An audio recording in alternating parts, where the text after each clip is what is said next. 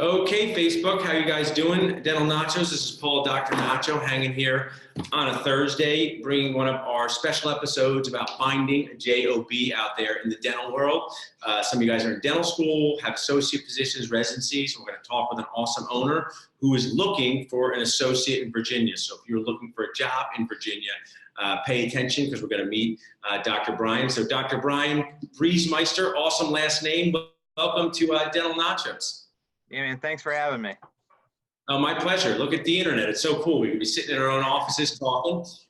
So what we like to do here is to share, I love helping dentists connect, bond, pun intended, bond with each other, and ask you about what's going on in your practice, why you're looking for an associate, why you need one. Have a good time. Dental Nachos Facebook people, if you have any questions, you can drop them in the comments. My team will be dropping Brian's contact information in there and other fun Dental Nachos toppings. So I coach young dentists, Brian, my residency program, when I teach there, when they go on these job interviews, what to ask, how to figure out if it's a job for them. And this has become a very popular three-letter word in our culture. Simon Sinek says it a lot, is why. So let's start with, why are you looking for a licensed dentist to hang out with you in your practice full-time in Suffolk, Virginia?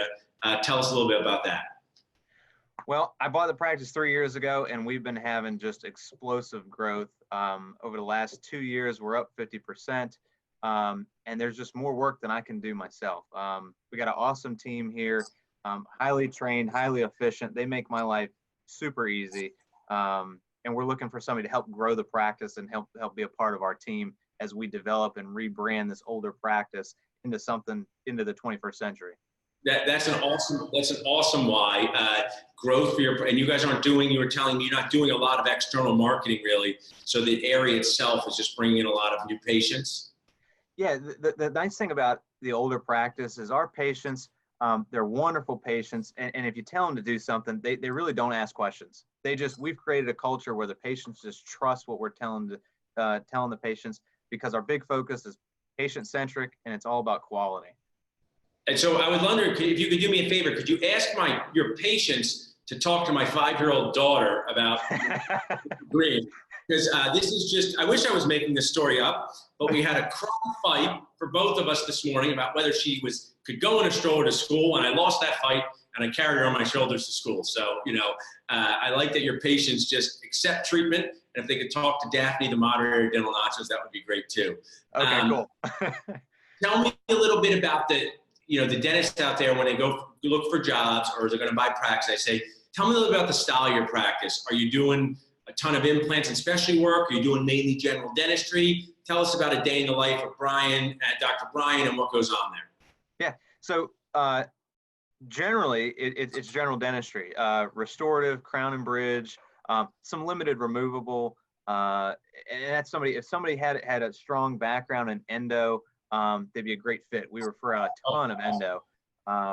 Most of our ortho, Invisalign, things like that, it all gets referred out. So somebody for a great fit for us would be somebody who's maybe got some of those backgrounds, and then the sky's the limit as far as what they could do in our practice. I think that's such a good point. My team will add in, if you have your comfort zone with endo.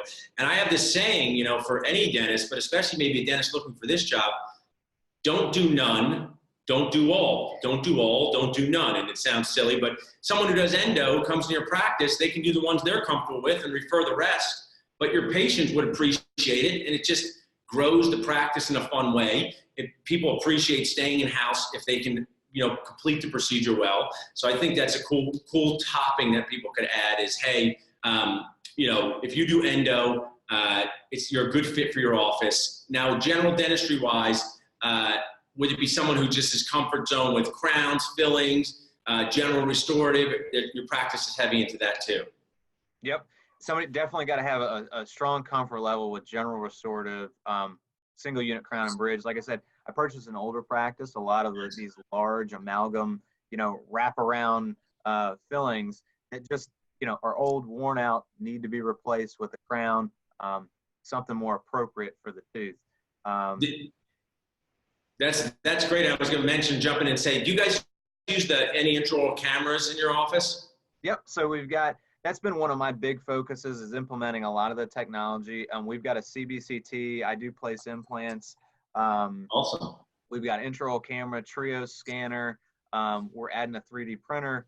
So I'm really, that's my area that I enjoy being involved in, is really updating the technology, because it leads to a better diagnosis, more predictable clinical outcomes, and better patient care.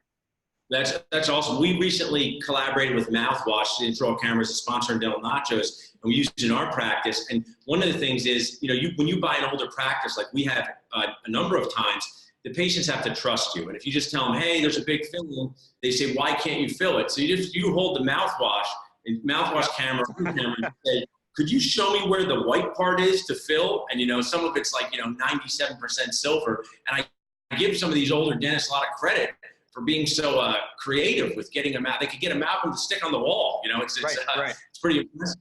Now tell me, go ahead. I was going to say, one other thing that we added, we've got a periodontist who's coming in-house and doing some soft tissue grafting. And so that's been really good too. She's given me a lot of mentorship in that area, and how to handle soft tissue. And you already have your general knowledge, but it's nice to have somebody that you can say, hey, this is kind of on the fence. Why or why not would you suggest doing some perio or doing an implant in this area, so on and so forth. So that's a good opportunity for somebody who might want to gain some more perio knowledge, more than what they already have. I love that. We have like 6 or 7 dentists that work in our 2 practices, and I love working with dentists because you learn from other people. You have a resource. Yep. Ask the specialist. It's really just fantastic in there. Now, getting into some just details. It's a full-time job. Let's say, okay, I'm applying for the job. I go back to be a baby age dentist. I know you're a dental nachoer, but how many years have you been out, Brian? I graduated in 2015. 2015. So you are 4 years out. So dental nachoers, you just started becoming, a child age dentist. You're a CAD, child age dentist. I'm 17 years out, so I'm a medium age dentist. I'm a MAD. Baby age dentist is, dental school to two years out. So I'm saying, okay, I want to work with you. Sounds great. What's the schedule like? Am I working 8 a.m. to midnight? Am I working 9 to 5? How do you envision incorporating your associate schedule-wise? So we're generally 8 a.m. to 5 p.m., take an hour for lunch. That gives the, assistants time to cool down, you time to kind of take a breather. But that would be the ideal time frame or time setup. If somebody wanted to work evenings and they wanted to do, let's say, come in at 10, leave at 7, a couple days a week, I'd be more than open to doing that, and I think the staff would be open to doing that. Nice. That's a great schedule there. And then I say, all right, this sounds good. Suffolk, Virginia. I like that area. I like your culture. I like your style. I think it makes sense. But I got loans. I got expenses to pay. And what I'd like to point out to young dentists here, whether I'm talking to Dr. Brian or anyone, the starting salary somewhere doesn't have to be the ending salary. So you can grow or will grow into a position. So tell me a little bit in some general terms what the dentist might start at and where you see them growing to money-wise. Sure. So my thought is, especially, a lot of it's dependent on experience, but start out at a floor of about 120 a year. And then obviously that's on a guaranteed daily rate. Yes. And then we could switch over to percent of collections. And I want somebody who's going to be invested, who's going to help grow the practice. I'm really involved in the community. So somebody who wants to go out and be involved in the community, have a beer, meet some people, would be a great fit. And I think the sky's the limit. Obviously, if they're doing endo and more of these specialty procedures, and we switch to a collection model, that's really going to bolster what they could produce in a year. That's awesome. I like that beer part. Beer is like parenting medicine. I don't know if you have small humans, but when you do, you need a lot of medicine, and it's beer, wine, tequila, all of those things. Right. So I think that's awesome what you got out there. My team's been dropping in, but how would someone reach out to you? They want to learn more, if they want to interview for the position, what's the best way to reach out? Yeah, if they shoot me an email, I think you're going to share my email. I've got my phone. Everybody's got their email linked to their phone. So if somebody pings me, I'm usually quick to shoot them an email back and get back with them. Awesome. What is your practice website? People just want to check that out. So the practice website, we're doing some maintenance and changeover. It should be back up within the next week. It's www.breeze, BREEZE, dental.com. and that's a play on my last name. Briesemeister is my last name, so we went. The brand is Breeze Dental. Briesemeister sounds like a beer I would like to drink. Briesemeister IPA. 5 minutes. I like that. Well, you are super easy to talk to. I love this whole concept, bringing dentists together. You got to come to one of our events in Philly. I'll kindly annoy you until that happens. That is a way you can go out and meet some dentists face to face. Any questions? We have a question? We have someone that asks, you say you place implants and do a lot of general dentistry, but not a lot of removable. Is this because you are currently referring out removable overdenture cases, or your practice doesn't have the demand? Okay, great. We have a question from the audience. It's live TV, not just Zoom TV. Tell your parents you're on TV. It's our channel. I'm just joking. So they said, hey, you said you refer out, you do some implants, you refer out endo and removable. The question was about implant overdentures. Do you do implant overdentures in your practice? Yep. So we do a fair amount of those, but I wouldn't say that it accounts for the bulk of what we're doing. Gotcha. You get a patient who wants to do 2 to 4 implants on the mandible. We do the overdenture cases, a combination of locator and conus system. But I wouldn't say that's the bulk of what we're doing. I think the bulk of what we're doing from a removal standpoint is more cast partials and things like that. Gotcha. Again, not because we don't do them, just because we're trying to. I think one of the things in changing the culture of a practice is you have to re-educate these patients, and let them try out. Okay, hey, try this out. If it doesn't work for you, we can always transition you to implants later on. Yeah, that's a great point. So fun to talk to you, Brian. Hope to meet you face to face.